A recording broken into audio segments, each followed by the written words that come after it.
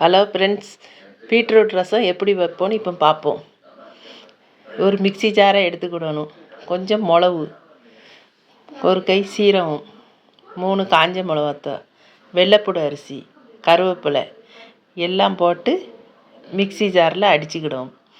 அடுப்பில் ஒரு பீட்ரூட்டு ஒரு தக்காளி பழத்தையும் போட்டு வேக வைக்கணும். வேக வச்சதை எடுத்து மிக்ஸி ஜாரில் அடிச்சிடணும். மிக்ஸி ஜாரில் அடிச்சுட்டு அந்த தண்ணியும் ஒன்றா ஊற்றி ஒரு அடி அடித்து வச்சிடணும். அடித்து வச்சுட்டு அடுப்பில் சட்டியை காய வைக்கணும். கொஞ்சம் எண்ணெய், 2 கடுகு உளுந்தம் பருப்பு, காயப்பொடியும் போட்டு அரைச்சி வச்ச பொடியும் போட்டு அதில் நல்லா தாளிக்கணும்.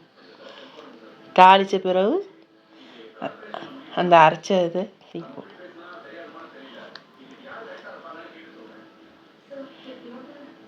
காயப்பொடி போடணும். போட்டு நல்லா கிண்டுட்டு அரைச்ச பீட்ரூட்டை அதில் தூக்கி ஊற்றவும். ஊற்றிட்டு கொஞ்சம் காணதுக்கு தண்ணி அதில் கலந்துக்கணும். கொஞ்சம் புளி தண்ணியை அதில் ஒன்றா ஊற்றிக்கணும். புளி தண்ணியை ஊற்றிட்டு தேவைக்கு உப்பு, தேவையான அளவு உப்பு போட்டுக்கணும். நம்ம காரத்துக்கு எங்களுக்கு மிளகு பிடிக்கும், கொஞ்சம் மிளகு போட்டுக்கணுங்க. இந்த ரசம் அவ்வளோ நல்லாயிருக்கும். பார்க்க தான் ரெட் கலரில் இருக்கும், ஆனால் சூப்பராக இருக்கும்.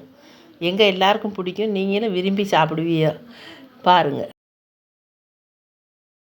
2 மஞ்சத்தூள் போடணும். போட்டு கொதிக்க வச்சு மேலே 2 மல்லி இலையை தூக்கி அதில் போடணும்.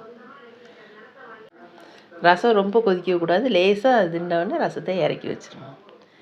எங்கள் வீட்டில் எல்லாத்துக்கும் பிடிக்கும். இந்த ரசம் எல்லாருக்கும் பிடிக்கும். நீங்களும் சாப்பிட்டு பாருங்கள்.